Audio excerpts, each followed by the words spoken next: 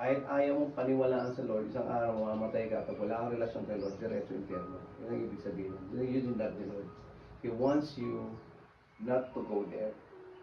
Kaya ngayon pa lang, God uses people to inform you about the message of Christ, the good news. Diba? Alam niyo ba pagka hindi natin, binaliwala natin to, walang problema. Hindi naman si Lord na mawawalan, tayo. Kaya nga, God is, tawag ito, reaching out to us, kasi hindi naman natin alam kung kailan tayo mamamatay. Ay, mamamatay na ako sa isang araw, kailangan ko na maging lingkod kay Lord. Ganun ba yun? Hindi ah. Ang sabi ng Bible, di ba?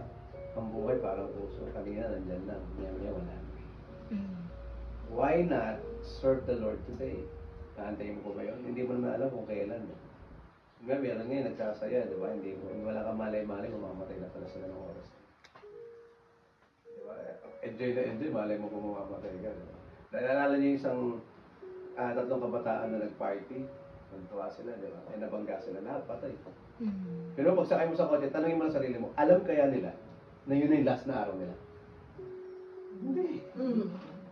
Kaya sabi ng Bible, ang kamatayan parang magdala. Darating siya sa panahon na hindi mo inaasahan. So, ibig sabihin, totoo yun, hindi mo inaasahan. Wala kang idea na yun na pala yun. Yung nanay ng kaibigan ko, hindi niya alam, pumasok siya sa work, masaya siya. Hindi niya alam na yun na pala yung huling araw niya. Alam niyo yung dalawang bus, ano to, sa Bikutan. Nakita niya may awang, dalawang bus. So, tinry niya pumasok para lang makatawid. Sakto yung yung atras ng isa. Naipit to. Yung pinaka-rib niya na bali, tumusok sa puso. Patay. Punta siya. Eh, hindi nakita. Blind spot yun eh. Pagka ang laki ng bus, dumaan ka sa likod, blind spot yun. Kahit sa harap, blind spot yun. Kaya pag nawatawid kayo ng kasada, huwag kayo tatawid sa harap ng bus. Hindi kayo kita ng driver. Imagine na yung driver andyan. Andyan ka. Ito yung hood niya. Kita-kita. Pag umandar yan, tapos ka. So, gano'n nangyari sa akin. So, hindi niya alam. Nag-take note ka na. Sabi ni Danilo, yung paninita na, nag-take note ka lagit na ano. Ay, na. Hindi, bro, challenge ko lang sa'yo. As yung president ng youth, be an example. Be a good model. Next. God's character. So, number 1. God's character is constant. Ano yung constant? Constant 250. Ano yan eh? Constant kilo. So next, ate mo yan. God does not change in who He is. He is always holy, loving, faithful, and just. His nature is not affected by time, culture, and human behavior. According to Malachi, sabi ni Lord, I, the Lord, do not change. So He is not affected by the nature, the time, and culture. Labas si Lord. Kasi kung affected siya, hindi siya Diyos. Tama? Kaya nalala ko yung article dyan na saan nanggaling ang Diyos? So kung ang tanong mo, saan nanggaling ang Diyos, you are asking the wrong guy. Diba? Hindi siya sakop ng time, hindi rin siya sakop ng space.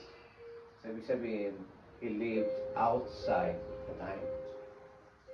So hindi siya sinasabi kung may pinagmulan ba siya o wala siyang pinagmulan. He is God. He is the Alpha and the Omega. No? Parang ang sabi nga nung isang nag-explain ng clinical persuasion na yung gumawa ng computer, wala sa loob ng computer. Tama? Wala siya sa loob ng computer. So yung gumawa sa atin, wala siya sa mundo. Wala rin siya sa space natin. No? Sa ating time, wala siya. Kaya tingnan nyo yung isang araw sa Lord, 1,000 years sa atin. Ganun katindi. So, God does not change in who He is. He is always holy, loving, faithful, and just. And His nature is not affected by time, culture, and human behavior. So that's the Lord. No?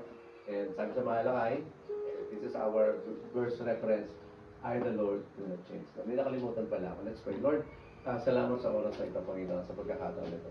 And forgive us, Lord, for not praying.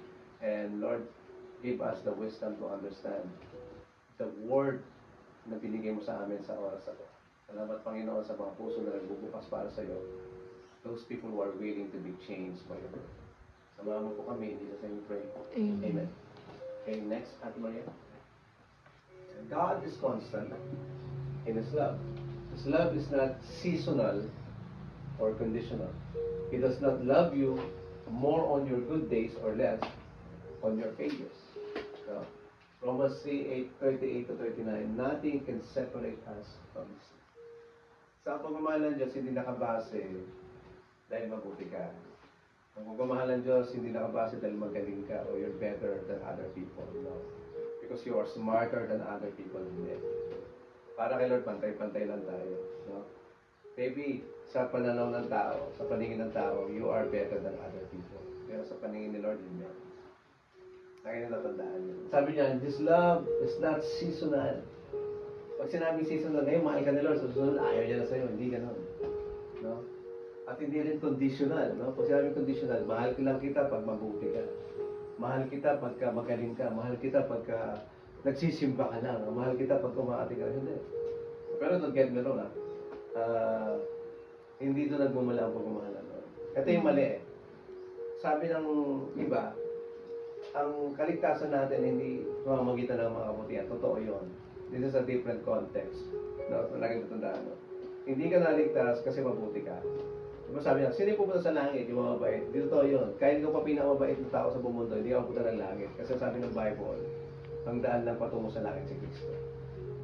Diba? If anyone is in Christ, he is a new creation. Diba? At lahat ng tumanggap na nanampalataya kay Kristo ay bibigyan ng karapatan maging anak ng Diyos. Kung anak ka ng Diyos, makapasok ka sa langit, hindi. Makapasok. Oh, siyempre may authority ka, di ba? Pwede mo bang hindi papasukin yung may-ari, anak ng may-ari ng bahay? Pwede mo makarangin yun? Hindi. Kahit yun maglabas-pasok, hindi nahihingi ng permission yun kasi bahay nila yun. Naalala ko isang kwento na yung may mga bodyguard sa Malacanang. Tapos, naglalakad si Duterte, may tumakbong bata. Hinaharang nila. Tawag, apo ni Duterte yan. See? Kung ano yung rights ng isang anak pag pumasok. Hindi na magtatanong ng permission yan, diretso na sa loob. Why? Because you are a child of God. So kung ikaw anak ng Diyos, meron kang karapatan sa kanyang area. Hello? So His love is not seasonal or conditional. He does not love you more on your good days or less on your failures. Diba? Hindi ka niya mahal dahil maganda yung nangyari sa buhay mo, you are success sa buhay mo. Alam niyo, sa totoo lang, maraming tao ang pinaka-batayan nila ng success is having a lot of money and achievements in life. Tama ba? And then, yung recognition ng tao is more important to the recognition of God sa buhay mo. You always admire the recognition of human instead the recognition of God in your life. Mas gusto mo sabihin, oh, you're a success, o sabi mo mapakinggan din, congratulations, kaysa sabihin sa Lord, well done, my good and faithful servant. Hello? So, nothing can separate us from His love. Ito yung nakakatuwa. No one can snatch you out of the hand of God. That's the same context of this one. No one can snatch you. Nothing can separate us from the Lord. Wala talaga.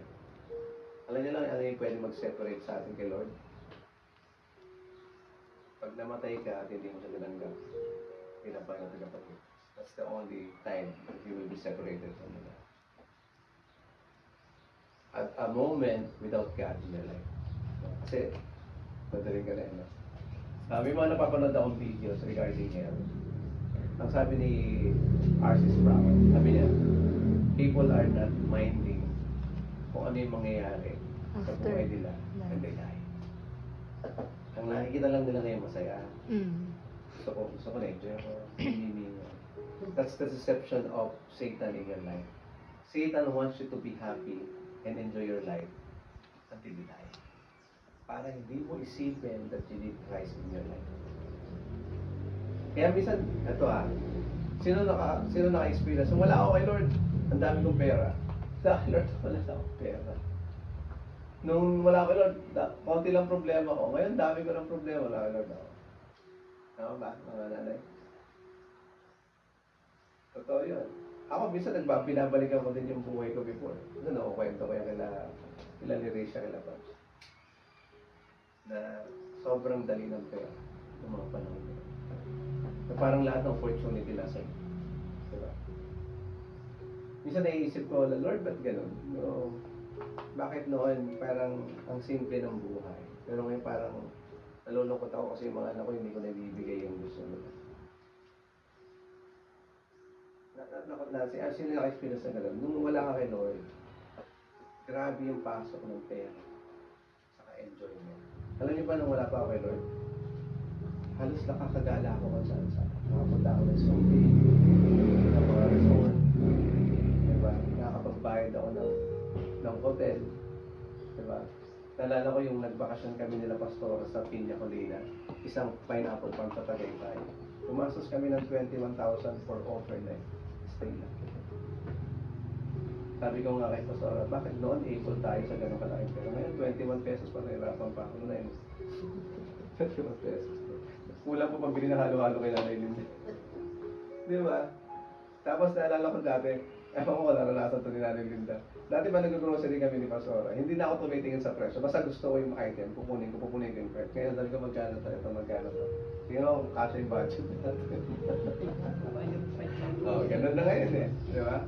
Tinatansya mo. Tapos ngayon may mga O-save na, di ba? Saka, may mas mura kasi sa O-save yung Dali. Wala tayong dito. Alam niyo maganda sa Dali? Lahat ng items nila sa kanila. Sa O-save kasi may mga branded pa, di ba?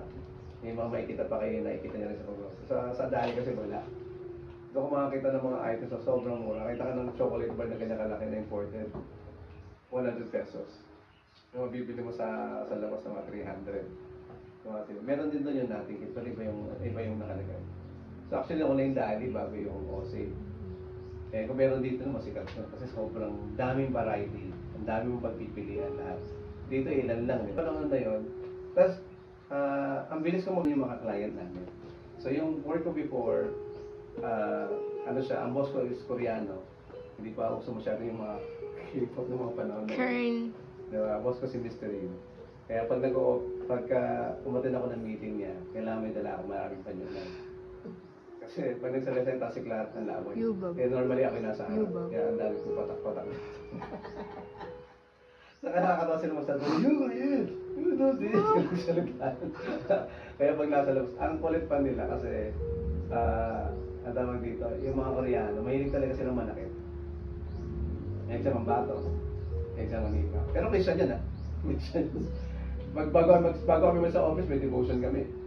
May nagbabible study. Actually, kaya ako napasok doon kay Bishop Paul.